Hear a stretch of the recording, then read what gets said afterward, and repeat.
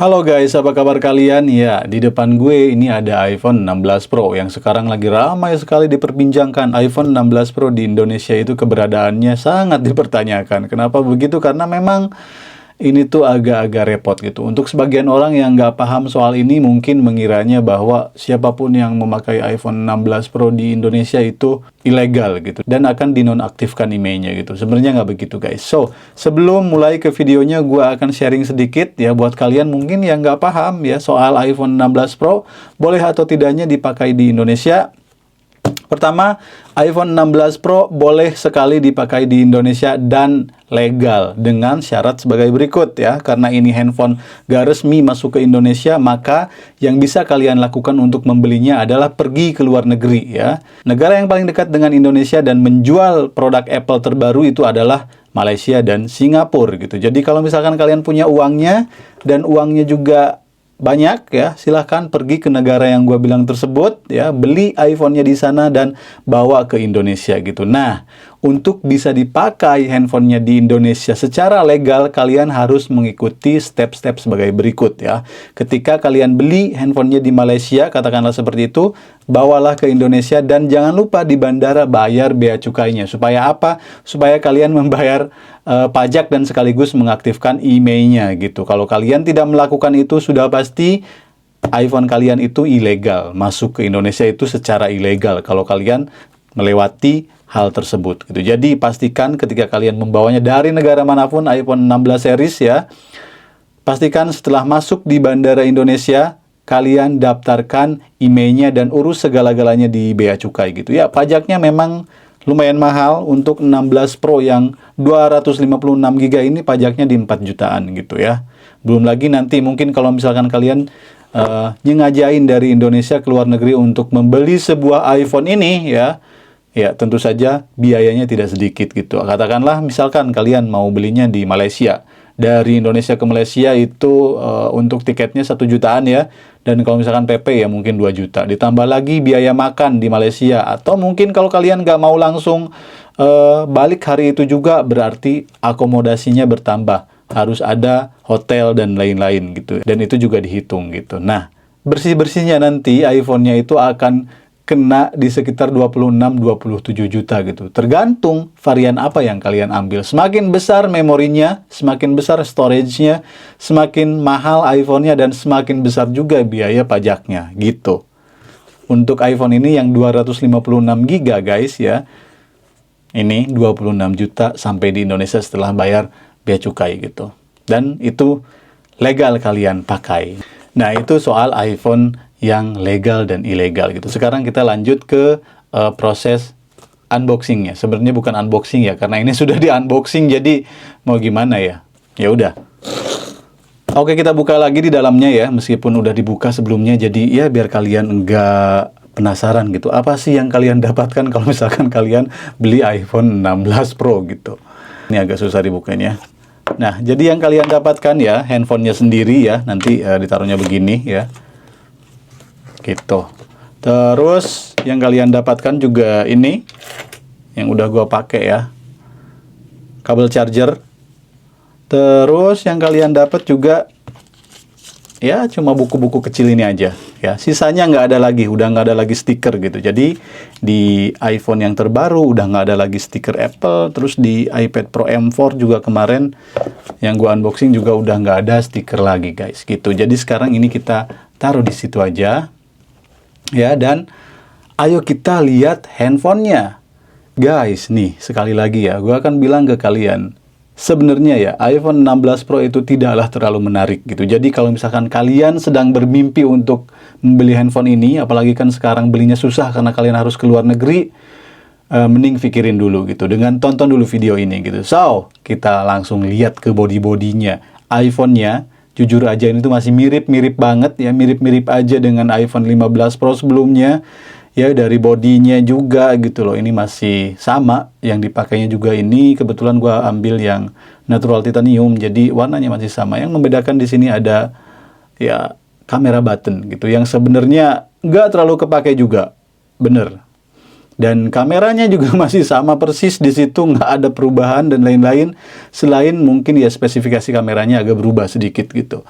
Dan di kirinya ya masih sama gitu. Di sini ada untuk naruh SIM cardnya, dan di sini tombol volume up and down, di sini tombol mute yang bisa di custom, bisa untuk kamera dan lain-lain gitu.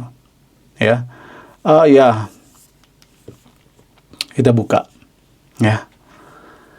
iPhone yang susah didapatkan cuma gini doang. Menurut gue sih nggak worth it guys. Kalau misalkan sekarang kalian punya iPhone 15 Pro. Mungkin ya kalau kalian sebelumnya punyanya iPhone 13 series, ya worth it aja ya. Selain kamera button ini, kelebihannya apa? Sisanya sama aja dengan yang sebelumnya. Dari kameranya dan lain-lain. Bahkan setelah gue lihat-lihat ya, hasil kameranya dengan iPhone 15 Pro yang sebelumnya juga nggak ada perbedaan yang banyak gitu. Mirip-mirip aja.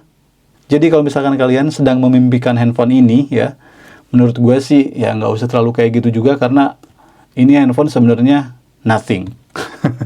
Mungkin kalau misalkan udah resmi ke Indonesia ya kan, mungkin harga yang di 256 GB itu mungkin di harga 22 jutaan ya. Kalau misalkan udah resmi masuk ke Indonesia untuk yang varian Pro-nya. Segitu. Nah, kalau misalkan kita mengacu dengan harga di US-nya sendiri, handphone ini ya untuk yang 16 Pro 128 GB itu tuh harganya $999, 16 jutaan gitu, 15.600.000 kalau misalkan kita rupiahkan. Ya kalau di luar sana belinya ya worth it aja ya. Misalkan kalau misalkan kalian lagi di Amerika ya mau pulang ke Indonesia ya worth it. So guys, kelebihan iPhone 16 Pro itu apa sih selain harganya yang mahal? Nggak ada. Kalau boleh jujur nggak ada. Buat gua pribadi ya, karena masing-masing orang itu mungkin akan beda ya cara pakainya. Cara memakai handphone itu masing-masing orang itu akan berbeda. Kalau gua pribadi nggak ada. Masih sama aja dengan yang sebelumnya iPhone 15 Pro. Fungsinya dan lain-lain itu masih sama. Cara pakainya pun masih sama. Gua itu akan memakai ya sama-sama aja begitu gitu. Nggak akan berubah cara pakainya. Dan ya lagi-lagi ya menurut gue, karena ini harganya mahal. Mahal karena dibeli harus dari luar negeri. Handphone itu bener-bener nothing. Bener-bener begitu menurut gua pribadi gitu.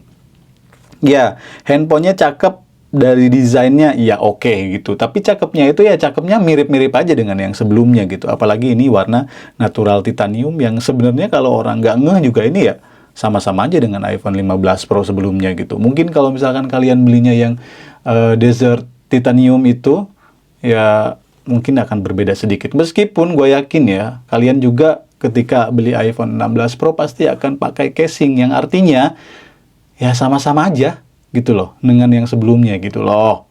Ini gue harus di tengah-tengah ya, karena gue nggak mau kayak nge-review produk Apple tapi kayak seolah gue itu membagus-baguskan atau gimana-gimana. Enggak, di tengah-tengah aja, karena handphone lain juga banyak yang bagus gitu loh. Handphone lain dengan harga 20 juta yang resmi masuk Indonesia itu banyak. Katakanlah S24 Ultra, bahkan kalian nggak perlu pusing-pusing untuk membelinya. Harus keluar negeri, harus berurusan dengan bea cukai dan lain-lain, nggak perlu. Kalian cukup ke gerai Samsung yang ada di Indonesia, yang ada deket dengan rumah kalian, kalian udah langsung bisa beli tanpa ribet memikirkan itu semua. Sementara handphone ini kenapa menjadi nggak worth it? Untuk membelinya aja ini pusingnya setengah mampus gitu loh. Lagi setelah itu ya, setelah kita mampu membelinya dan pergi ke luar negeri, handphonenya juga biasa aja. Hah? Yakin? Kalian tetap mau beli gitu loh. Gue nggak menjelek-jelekan, tapi gue akan ngomong apa adanya. Bagus, ya bagus, tetapi nggak kayak bagus dari yang 15 Pro sebelumnya gitu. Jadi gitu guys, ya sebenarnya ini tuh handphone yang lebih banyak kurangnya daripada lebihnya gitu. Tapi ya tidak dipungkiri iPhone itu punya pamor yang sangat kuat gitu di Indonesia. Orang-orang mengira kalau misalkan orang sudah pakai iPhone itu adalah orang yang banyak uangnya atau kaya seperti itu. Sebenarnya ya ini tuh handphone biasa aja, sama dengan Samsung, dengan lain-lainnya gitu. Cuma, kenapa menjadi mahal masuk ke Indonesia? Ya, karena di Indonesia nggak ada Apple Store.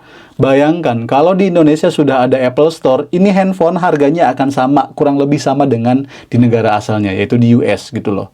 Kurang lebih akan sama. Makanya kalau misalkan di Indonesia ada Apple Store, yang itu mungkin akan menjadi mustahil karena Apple-nya sendiri tidak mau mengikuti aturan yang diberikan oleh negara kita tercinta gitu. Jadi ya, untuk bisa melihat Apple Store di Indonesia itu rasanya sekarang menjadi semakin jauh gitu. Apalagi sekarang dengan keadaannya seperti itu gitu. Jadi ya anggaplah ya udahlah, nggak ada iPhone juga di Indonesia atau nggak rugi gitu. Tapi kalau misalkan kalian orang kaya yang tetap suka dengan iPhone, silakan beli dari luar negeri. Yang penting pada saat masuk Indonesia diurus semuanya gitu, pajaknya dan lain-lainnya gitu, supaya pas dipakai di Indonesia itu nggak ada yang namanya emailnya keblok gitu, karena sudah bayar pajaknya gitu. Nah, gimana soal kamera buttonnya? Buat gua pribadi, kamera button itu sangatlah tidak terpakai. Karena apa? Karena pemakaiannya yang nggak seamless, yang nggak, menurut gua itu nggak mudah ya, malah ruwet, menurut gua malah susah gitu. Karena peletakannya kurang pas gitu menurut gua. Coba, ini jauh guys. Tuh. Jari itu nggak semua orang jarinya panjang gitu. Cocoknya di sini nih, kamera button kalau mau ada ya di sini, cocok. Tapi kalau di sini agak jauh. Agak kita effort gitu untuk pegangnya. Dan cara pakainya begini, kita pencet sekali, lalu ditahan, tekan 2 kali. Ini kayak haptic button ya kalau ditahan dan ditekan. Dan kalian bisa merubah modenya. Ada styles di situ ya. Tuh, untuk gesernya aja kadang susah gue tuh. Tone, exposure dan lain-lain gitu. Coba kita ke zoom, pencet sekali. Nah, tuh. Yang sebenarnya ya apa ya namanya? Yang lebih mudah malah di dalam aplikasinya sendiri yang biasa gitu, bukan di kamera button ini. Ya mungkin kedepannya orang-orang akan terbiasa dengan kamera button ini, tapi nggak dalam waktu dekat menurut gua, nggak secepat itu. Karena sekarang pun kegunaannya masih kurang berguna menurut gua pribadi ya. Lagi-lagi ini menurut gua pribadi gitu. Mungkin kalian udah terbiasa dan nyaman gitu. Ini menurut gua pribadi. Ini baru seperti itu. Nah, lain hal lagi kalau misalkan ya kalian tambah casing. Nah, kalian tambah casing artinya kamera buttonnya juga semakin dalam, semakin jauh, dan dipencetnya semakin susah juga gitu. Nah, jadi tangan kalian tuh harus kayak gini, nggak bisa gini. Sementara kan pegang tuh enaknya gini ya, megang kamera itu enaknya kayak gini. Nah, kalau kamera buttonnya ada di sini, harus gini dong. Aduh, effort banget tangannya. Intinya nggak enak lah ya. Menurut gua, peletakannya kurang pas. Terus gimana soal Apple Intelligence ya? Apple Intelligence itu sebenarnya tidak terlalu berguna juga guys. Apalagi di negara kita Indonesia yang mayoritas bahasanya adalah bahasa Indonesia. Orang Indonesia itu sangat jarang sekali memakai bahasa Inggris. Yang dimana ini adalah sebuah kelemahan untuk iPhone-nya. Apple Intelligence ini support dengan bahasa Inggris aja gitu. Yang tidak semua orang itu memakai bahasa Inggris itu adalah bahasa sehari-hari gitu. Jadi ini juga menjadikan kekurangan menurut gue. Mungkin kalau sudah bisa bahasa Indonesia ya itu adalah sebuah kelebihan karena bisa bersaing dengan AI yang lain. Katakanlah dengan Samsung. Kalau Samsung kan sudah enak ya kan AI-nya bahasa Indonesia dan lain-lain. Benar nggak? Jadi benar-benar gue itu nge-review handphone ini harus benar-benar ada di tengah-tengah. Jangan sampai handphone ini sudah mahal, lalu dibagus-bagusin gitu. Ya, seada-adanya aja. Kita coba tekan tombol power yang agak lama untuk Apple Intelligence-nya. Please remind me. Tuh, belum gue juga ngomong dia udah bisa kayak gitu. Ya, sebenarnya nggak terlalu berguna lah ya. Nggak terlalu berguna dan mungkin ini adalah kalau orang normal ya, orang normal yang memakai handphone sehari-hari, ini fitur yang tidak akan dipakai. Percaya sama gue.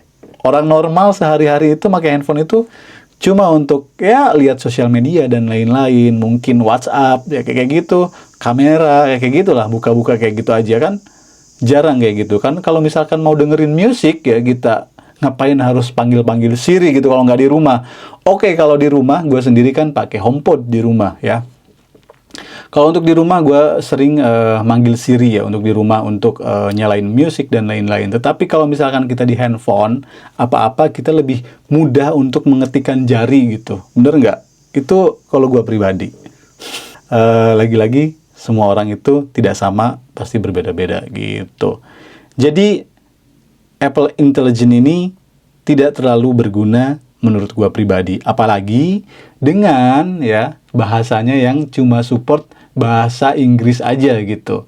Nah, itu dia guys untuk Apple Intelligence. Jadi menurut gua memang Apple Intelligence ini juga tidak akan terlalu berguna ya di Indonesia karena bahasanya bahasa Inggris gitu. Mungkin kalau dengan ada updatean beberapa tahun ke depan mungkin, karena nggak mungkin beberapa bulan ke depan Apple sudah bisa memasukkan bahasa Indonesia di Apple Intelligence-nya. Nggak mungkin karena sekarang aja Apple nggak bisa masuk ke Indonesia untuk jualan gitu. Mungkin ya kalau sudah ada Apple Store di Indonesia itu menjadi mungkin gitu. Tetapi sekarang keadaannya begini, jadi itu menurut gua hal-hal yang sangat tidak mungkin untuk sekarang-sekarang gitu. Ya sampai mereka menemukan jalan aja gitu untuk bisa jualan di Indonesia gimana caranya. Jadi gimana menurut kalian iPhone 16 series ini? Hah? Guys, masalah lain juga itu ada di baterainya. Karena gua sebelumnya adalah user iPhone yang versi Max gitu. Yang menurut gua ketika gua beli yang Pro aja tanpa Max ya, nggak tahu kenapa kayak downgrade gitu. Karena baterainya itu bener-bener cepet habis gitu kalau yang Pro aja gitu. Meskipun cepet habisnya itu bukan dalam artian boros ya. Maksudnya ya di bawah Max sudah pasti gitu. Cuman gini, Android ya dengan harga 10 juta, 8 juta, itu tuh baterainya udah sangat awet banget, bahkan baterainya itu kapasitasnya besar dan dicasnya itu cepet. Ini iPhone ya seharga 20 jutaan ya, kalau misalkan resmi masuk ke Indonesia, chargerannya bahkan kalian nggak dapet ya. Ya Samsung juga sebenarnya udah memperlakukan itu sama, cuman maksudnya ya gimana ya, ya udahlah, mumet, udah itu nggak usah diomongin, ya begitulah Apple. Kita udah beli mahal nih ya iPhone-nya, lalu ditambah lagi aksesoris-aksesorisnya juga mahal. Makanya, ayolah gimana caranya Apple Store itu biar bisa ada di Indonesia gitu loh. Tolonglah gitu loh, Indonesia dengan Apple itu harus membuat kesepakatannya itu sampai ketemu gitu. Ini malah kayak gini kan jadi, aduh, handphone yang harusnya murah menjadi mahal gitu loh. Harusnya guys ya, handphone ini tuh murah kalau misalkan udah ada Apple Store-nya di Indonesia resmi. Ada kabar juga, kenapa Apple ingin free pajak selama 50 tahun? Karena dia bilang Apple ingin ngasih harga yang murah untuk di Indonesia gitu loh. Dia bilang ada yang berspekulasi kayak gitu. Jadi pajak 50 tahun diminta gratis Apple itu supaya produk-produknya di Indonesia itu murah dan bisa bersaing dengan handphone lain. Gua sih agak gimana gitu loh. Justru kalau menurut gue, kalau Apple itu mau bersaing di Indonesia, ya ikuti brand-brand yang sebelumnya. Kan ada Samsung juga yang sudah mendirikan pabrik di Indonesia, ada Xiaomi juga, mereka bahkan sudah mendirikan pabrik, bukan lagi store-nya ya, pabrik mereka. Ingat ya, garis bawahi Apple, Samsung, Oppo, dan lain-lain, mereka sudah membuat pabrik di Indonesia. Mereka bahkan ya device-nya saja sudah made in Indonesia gitu loh. Hah? Apple nggak mau ngikutin langkah seperti mereka. Contohnya saja nih ya, Oppo, Vivo, Xiaomi, Samsung, katakanlah ini brand-brand yang besar ya yang ada di Indonesia. Mereka bisa berjualan di Indonesia, mereka bisa mendirikan pabrik di Indonesia, berarti mereka itu sudah dealing dong dengan pemerintahannya, benar nggak sih? Nah, masa sebuah Apple ya, brand sebesar Apple yang sudah mendunia itu, nggak bisa membuat dealing dengan pemerintah Indonesia? Bisa dong, kalau misalkan kalian ingin membuat produk-produk kalian itu murah dijual di Indonesia, ya nggak perlu lah minta pajak 50 tahun gratis gitu. Toh, kayak Oppo dan yang gue bilang tadi ya kan, yang udah resmi ada di Indonesia, punya pabrik dan lain-lain, mereka juga bisa kok tetap jualan di Indonesia dengan handphone yang murah-murah. Maksudnya bukan yang murah-murah ya, tapi bersaing gitu loh. Dan Vivo, Oppo, Samsung juga membuat handphone itu ya ada kelasnya juga gitu. Ada kelas A, ada kelas B, ada kelas bla bla bla gitu. Yang bisa membuat produknya itu terjangkau oleh semua orang gitu. Guys, segitu dulu videonya. Karena gue udah ngebacot terlalu lama. Dan ya, thank you buat kalian yang udah nonton dari awal sampai akhir ya. Bacotan gue yang agak nggak jelas ini. Sekali lagi guys, kalau misalkan kalian ingin reviewnya iPhone ini, gue nggak akan review iPhone ini. Karena ini tuh handphone masih mirip-mirip aja dengan, even dengan iPhone 14 Pro Max aja masih mirip-mirip aja gitu. Nggak usah dibandingkan dengan 15 Pro dan lain-lain. Ini mirip-mirip aja untuk fungsinya dan lain-lain. Jadi guys, segitu dulu videonya. Bye-bye.